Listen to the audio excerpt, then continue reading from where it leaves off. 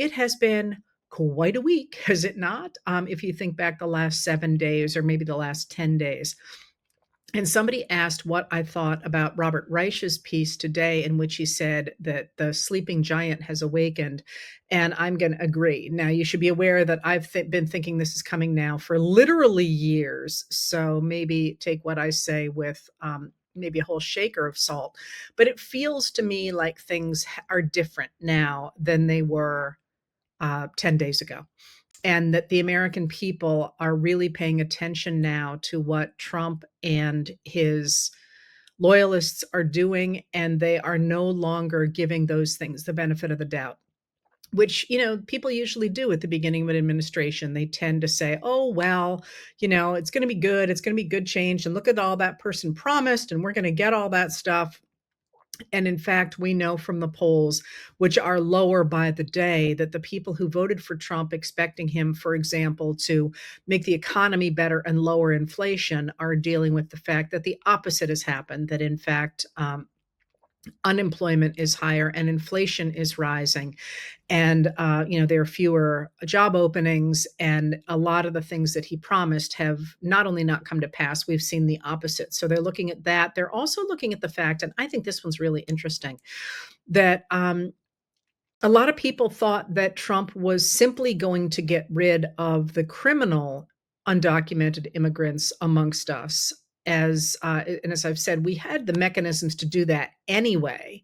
One of the issues that, we had the mechanism to do that anyway. But when he kept talking about getting rid of the worst of the worst, and so on and so forth, what a lot of people didn't realize, and I remember having this argument with a MAGA voter back in last December, that the people in his orbit maintain that the very act of crossing the border without documentation makes you a criminal who is the worst of the worst. And a lot of people didn't expect to see grandmothers who'd been here for 30 years and all the people who have become part of the fabric of the United States be deported or even be rendered to third countries. And they're not happy with seeing that.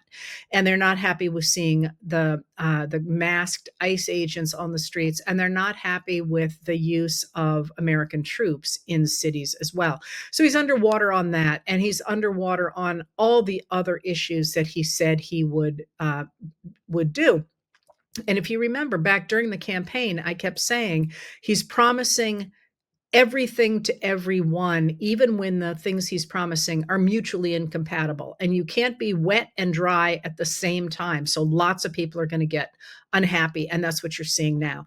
And we're coming now into the fall, into a period when you're going to see a lot of the policies that the administration has put in place starting really to have teeth, starting really to take effect, not least, and I'll talk more about this in the future, in a little bit, the rise in the cost of health premiums for people who are buying healthcare insurance on the Affordable Care Act markets are facing extraordinary jumps in their premiums because of the one big beautiful act, which is what they are calling the Budget Reconciliation Bill Act, that the Republicans passed in July. It got rid of the tax credits or the credits for purchasing health insurance for people who made between 100 and 400% of the federal poverty level. And that means that their premiums have gone up significantly, but that also means that healthier people have chosen not to enter the healthcare market. And that has meant that premiums for the people who are in it have also leaped up. And that's going to come back before the end of this to haunt us in this moment. So there is this the sense of dropping popularity for Trump. But what happened in the last 10 days seems to me to feel different. And I think to Robert Reich as well. And that is on the heels of the murder of Charlie Kirk. the right-wing activist in Utah about 10 days ago now. I think I've a little bit lost track of time. What you saw was the attempt of loyalists around the president to weaponize that murder to go after people they consider their political opponents before anybody had any idea even who the murderer was. And again, that person is now in custody, but still is alleged because there has not been a trial and we haven't seen evidence and so on. But even before that, there was this concerted effort to tar everybody who did not agree with Trump and MAGA as a terrorist, or as they or them or the Democrats or the left was responsible for this murder. That, I think, made people extremely uncomfortable, as it was very clear it was part of an attempt to stop criticism of the administration. And you saw that finally with the chair of the Federal Communications Commission, Brendan Carr, saying on a podcast of a right wing podcaster who, before the election, was one of those who was being funded by Russia. Carr saying that ABC News better think about continuing to have comedian Jimmy Kimmel on air, because it needed a broadcast license, and there were other ways in which the FCC could come down on that person or on that company because they were permitting the spread of. They couched it as an attack on the circumstances around Charlie Kirk's murder. But in fact, if you watch Jimmy Kimmel, which I had not until after this, you see that basically his monologues are a litany of attacks on Trump. And that, if you don't know Kimmel, it seems pretty clear that's what was really going on. And that really came home to a lot of people for whom I think the Constitution and the rights that we enjoy in the United States seem somewhat abstract, that they couldn't think they could lose them. And all of a sudden, a number of people, including Ted Cruz, who is a senator from Texas, but who seems to spend most of his time now with running his podcast, including Tucker Carlson, a right wing media personality, a lot of people who use their platforms in ways that can certainly be offensive, sort of said, wait a minute here, we've really got to protect the Constitution. And the outcry among the American people, with the sudden recognition that they too could be on the wrong side of a government that was willing to do that, made such pressure on Disney, which owns ABC, which is the employer of, or the group that runs Jimmy Kimmel Live, reversed course yesterday, and Jimmy Kimmel will be back on the air tonight. Jimmy Kimmel Live will be back on the air tonight, and people have said, will he have been cowed? And in that case, hasn't everybody lost? Now, listen, I am not somebody who knows that much at all about that TV world.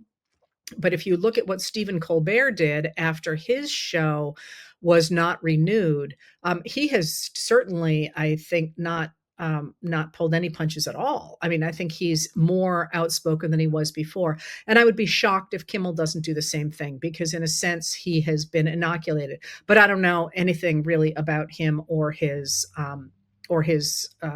habits. So somebody who else knows him might be able to fill people in more than that. But the point is that with that out there, a number of things became pretty apparent last week, I think, about the administration that maybe people weren't paying attention to. So, on the heels of that whole brouhaha, you had what appeared to be a direct message from Trump to Attorney General Pam Bondi, in which he expressed fury that the interim nominee, the interim person who was the U.S. attorney for the district that was looking at whether or not New York Attorney General Letitia James had committed mortgage fraud, which seemed pretty clearly to be a trumped up charge, that hadn't really happened. And this was an attempt of the administration to use the law to go after her. And also expressed fury that same person had decided not to pursue a case against James Comey, the former FBI director, who had refused to drop the case looking into whether members of Trump's 2016 campaign had been working alongside Russian operatives, or the connections between the two. Both of them were, the administration had pushed investigations of them based on what really seemed to be trumped up charges. And this um, interim U.S. attorney, Eric Siebert, who was very well regarded both by Republicans and by Democrats, said, I'm not going to prosecute this. I don't have evidence for that. And Trump wrote what appeared to be a direct message that he then, of course, posted for everyone to see to Pam Bondi, the attorney general, and said, this is ridiculous. You've got to go after these guys. We know they've committed crimes. I can just tell they've committed crimes, and we have to go after them. And then he reiterated that to reporters in the Oval Office. And of course, that weaponization of the political system is one that has been pretty obvious to those paying close attention for a while. But I think seeing it in black and white like that from the president really opened up the eyes of a lot of people to recognize that anybody could be next. Crossing the president made it clear that they could find someone, as was quoted on social media. That's something that one of the uh, members of communist secret police forces have said, find the man and I'll show you the crime. I'll find something on anybody. And of course that would be wildly impeachable for any other presidency. There was also the fact that Tom Homan, who is now Trump's border czar, his actual title is that he's an advisor to the president, is apparently, allegedly, on video. The FBI caught him on video in 2024 accepting a bag of $50,000 with $50,000 in it, in exchange for promising the FBI agents who were posing as business people that he would make sure they got contracts in border security in a new Trump administration. And the response in the administration to that was, first, well, he didn't commit a crime, even though that is a crime, and it certainly appears to be a crime. And secondly, he then said, well, the White House said he didn't ever take the money. And then Homan went out in public and said, well, what I did wasn't a crime. Well, you know, um, again, this is a group of people who spent 4 years trying to pin on Joe Biden the idea that he had somehow accepted a bribe, or that his son had accepted a bribe. And now they're saying, oh, never mind, I don't care. So there were all of those areas. And then there were a couple of others as well. The other one that jumps out are the extraordinary attacks on the American public health system by Secretary of Health and Human Services, Robert F. Kennedy Jr. And that has been shown through changes to the vaccination schedule. And if you recall, he promised Senator Bill Cassidy from Louisiana, who is himself a doctor, Robert Kennedy is not, that he wouldn't make changes to the vaccine systems in the US. And of course, as soon as he was confirmed, Kennedy went ahead and did that. He fired a whole bunch of people who are on the advisory committee for vaccines, and then they have begun the process of changing the vaccine schedules. And doctors and public health people recognize that this is a ticking time bomb. And similarly, the cuts to funding for cancer, for example, and the many ways in which the administration is attacking the public health system are really deeply problematic. And there is also, of course, what happened yesterday when Trump said he would have the FDA announce to physicians that for pregnant women to take acetaminophen during their pregnancies creates a very high risk of autism in their babies. There's just no evidence for that. There's been no change in the evidence we have. This is part of the crusade that Kennedy has been on. But again, doctors and public health people recognize that this is wildly dangerous for our public health system and for the American people. So all of those things happened at once. But why do things feel different? So I'm going to step back a little bit here and remind you that Trump all along has, since 2016, has been doing things that for any other president would be deal breakers. And he has never had to grapple with the consequences because the Republican Party supported him. No matter what he did, the Republican Party supported him, which itself is deeply problematic, but also a really interesting moment in our political history that people who otherwise have taken oaths to the Constitution are walking away from their power to give everything over to one guy. But now things are different.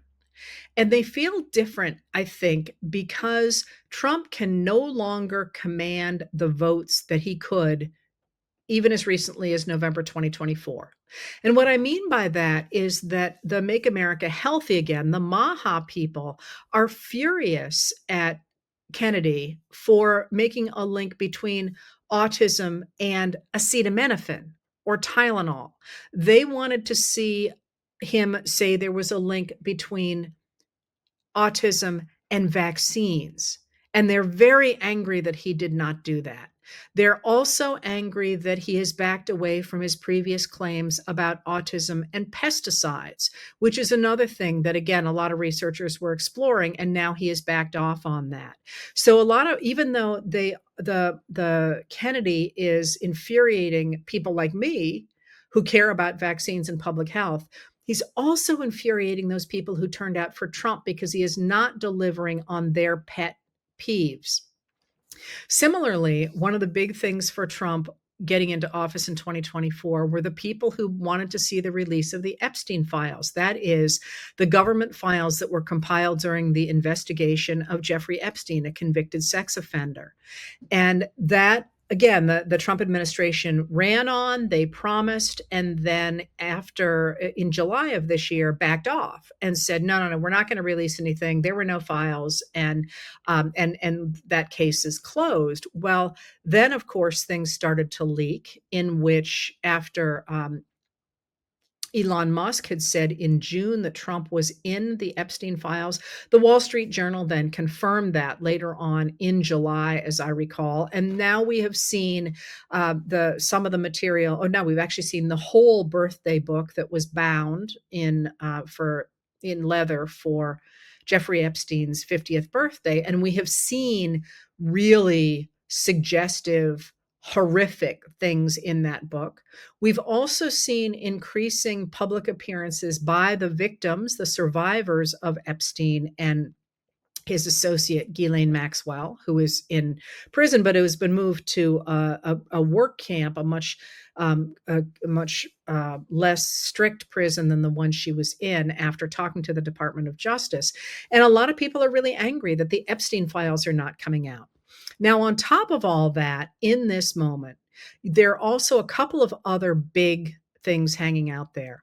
One is that the farming community in the United States is hurting really badly because of the tariffs that Trump imposed, most of which a federal judge has found illegal. Now, that's going to go in front of the United States Supreme Court. And if I have time, I'll tell you more about what they're up to.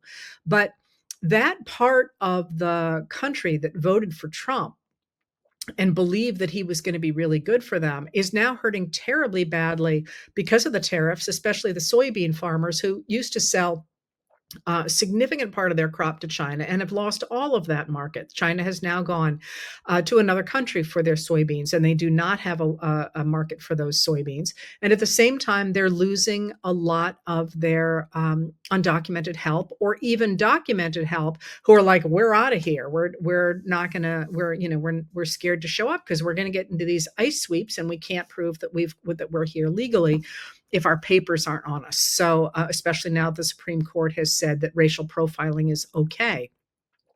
So that's another major Trump voting group that I'm not saying they're ever going to vote Democratic, but they may not turn out for Trump again. And then there is also what you are seeing is in this moment is a lot of the things that went into place with the cuts that the Department of Government Efficiency made, and that the Russell Vogt at the Office of Management and Budget, one of the key writers of Project 2025, has done. A lot of those clawing back of money that Congress had appropriated for education, for example, or for public health, or for universities, the clawing back of that money has badly hurt Republican districts, because Republican districts tend to be rural. And because they tend to be rural, they tend to be significantly older, and they tend to rely more on federal money because they have less of a tax base than urban areas that have younger people in them and have more people in them and more industry in them. So a lot of red areas are furiously angry at what is happening around them, to the point that, as you know, a lot of Republican lawmakers are not holding town halls because they're afraid to go in front of their constituents and they don't want to be screamed at. All right. So somebody just asked, can I comment about the UN? That's where I was going. So all of that background is there over the last week. But before I talk about the UN, have you noticed anything about President Trump lately, or JD Vance, but the vice president? You know, Trump is always sitting behind the Resolute desk when he's in the Oval Office, with people standing behind him. He doesn't move around very much. And when he is out, he often seems to be falling asleep. And he doesn't seem to hold many high-level meetings. I'll talk about that again in a minute. And when he talks, if you remember, the White House is no longer providing transcripts of his speeches, which is odd. I mean, that's part of the public record. They're supposed to do that, and they've just decided they're not going to do it. And they say, oh, well, you can watch clips, but those clips are edited. And the reason that I'm suggesting all that is because he seems unable to fill the role of the president any longer. He is incoherent. He is boastful to the point of, I mean, he sounds like an unregulated toddler. And he doesn't seem to be able really to communicate with people anymore in meaningful ways. Instead, what he is doing is increasingly boasting about a world that is not true. He keeps talking about how his poll numbers are the best in history. They're actually among the worst in history, and they're dropping. And he keeps talking about how America has conquered inflation. Well, no, inflation's on its way back up again. That's just wrong. Talks about how strong the job market is. No, it's not. Talks about how well his tariffs are and all these tariffs he has negotiated. No, he hasn't. Now he's talking about all these wars he has stopped, even some wars that hadn't even, nobody even knew they were going to start. That's just a fantasy. That's not true at all. At the same time, he is increasingly backing away and refusing to deal with difficult issues. That being said, he certainly seems as if he is not able to fulfill the role of the president, and he's living in this sort of fantasy bubble. All right, so this morning he went to the UN. It's called the General Debate, and it's not a debate. It's where it's actually really cool, and you can read the transcripts if you're interested, and watch the videos on the UN website if you are interested, as I was. And what happens in the General Debate, it's just what it's called. Like I say, they're not debating. Is the heads of government or of state speak to the group of people who are assembled at the UN about what their priorities and what their plans are going forward.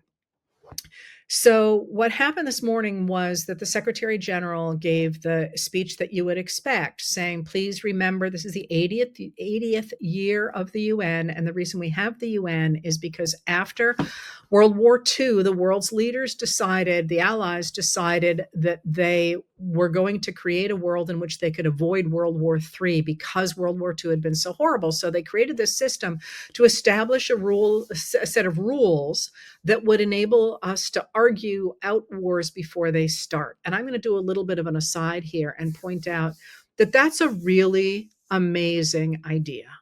If you think about the way treaties used to work, that you had treaties that if you went to war, other countries would join you, and if you were attacked, other countries would fight with you. The idea that you can have treaties to stop wars, to make sure that those things don't happen, is really kind of amazing. And what they did with the establishment of the UN was the idea of creating a world where you didn't have to solve everything with force. So he gets up there and he says, this is important and we want to make sure this stays in place, even though a lot of people are there's a lot of challenges to that around the world. And, he gives a speech and then somebody else speaks. Trump is fourth, as I recall. And he gets up and he speaks for an hour. And it is freaking unhinged. It is, he says he's the only one who knows how to run things, that I think he even says to the people assembled that their countries are going to hell, and he's the only one who knows how to run a country, and that they're ruining their countries because of immigration and clean energy, and that we really need to do is have borders and fossil fuels. And he's just insulting, and then he just starts going about how he solved all these wars and he deserves a Nobel Peace Prize. And you can just see on their faces they are aghast, and not, I think, aghast because they were offended. There's actually somebody who there texted a reporter and said, he's barking mad. Do the American people not recognize what's going on here? And that that performance at the UN was, I think, a window into America, the United States of America, more than it was a statement about the United States on the world stage, because he was totally insulting and all that. But he was also not, I mean, you could see the white nationalism that had Stephen Miller's hand in it, and you could see that isolationism as well. But that was not the gist of that hour-long rambling speech at all. I mean, it was really eye-popping. So then what happened? What happened is that Trump had a meeting with Volodymyr Zelensky of Ukraine and basically came out and said, yeah, I'm going to back you. No, he didn't say this. He said, looks like Ukraine can win and Russia can't. And, America's going to stand behind NATO, and basically sort of said, I'm done. You guys, good luck.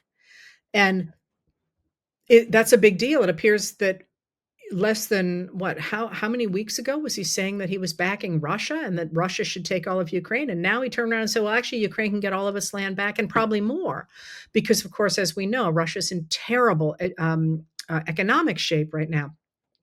So it was just off the charts weird, but also indicative that people who are interested in governance, or in power, perhaps is a better way to put it, are almost certainly already thinking about what comes next. And I just mean, who knows? JD Vance is the next person in line to be president. He does not have his own popular following, although he is working extremely hard to step into Charlie Kirk's shoes. He did Charlie Kirk's podcast or webcast or whatever it was, and spoke at his service and was one of the more memorable speakers there. And, he's trying to pick up a younger group of people behind Christian nationalism. But in this moment, if you are a business person or a television exec or whatever, And certainly, if you are a Republican lawmaker trying to figure out how best to retain your power, it is no longer clear that the best way to retain your power is to side with MAGA. It may, in fact, be that the best way to retain your power is to look at the extraordinary backlash against the firing of Jimmy Kimmel. And remember that when you do the numbers, only about 32% of American adults voted for Trump. And G. Elliott Morris, who does Strength in Numbers, explained this very well the other day, that although Trump did win the last election with under 50% of the vote, only 64% of eligible voters showed up to vote. So that translates to about 32% of American adults being Trump voters in 2024. And of course, his popularity has plummeted since then. So if you're sitting there making this calculation, you can say, well, hold on just a minute. If he had 32%, and now that's dropping, and everybody else is energized against him, maybe my next move is not to stay behind MAGA. Maybe my next move is to figure out where the center of power in the American electorate is. And that's where we come in.